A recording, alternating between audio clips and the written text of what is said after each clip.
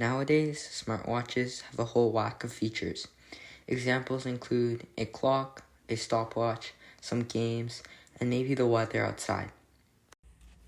Let's make our own smartwatch.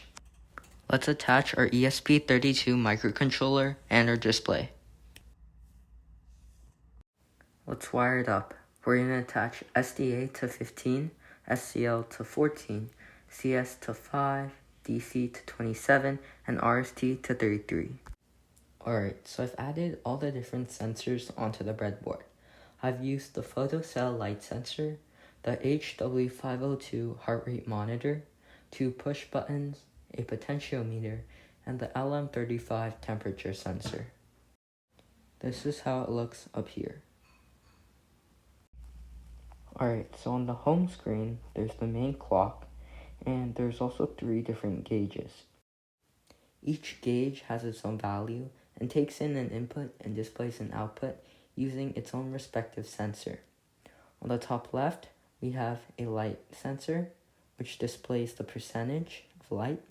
On the top right, we have a mapped potentiometer with its range from 0 to 100. And on the bottom, we have a temperature sensor, which displays the temperature in Celsius. Alright, now time for a demonstration. I'm going to put my finger on the light sensor, and as you can see, the yellow gauge has changed ever so slightly.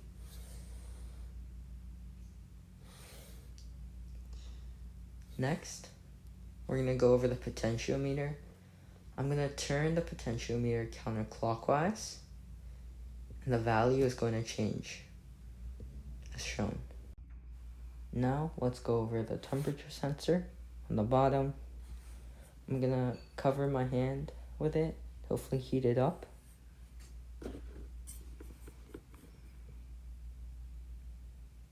And if you observe, the value has changed ever so slightly. It's still a bit buggy, but it is sure that it is taking in a value. Alright, so our watch has 3 different pages. The page switch is controlled by the red button. And the white one can start and stop the stopwatch.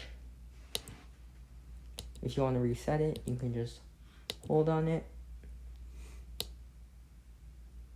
and it resets.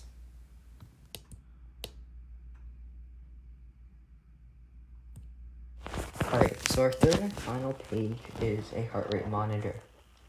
And as you can see, it is quite a bit buggy, but what the HW502 heart rate monitor does is it uses a phototransistor and an infrared diode to measure the heart rate.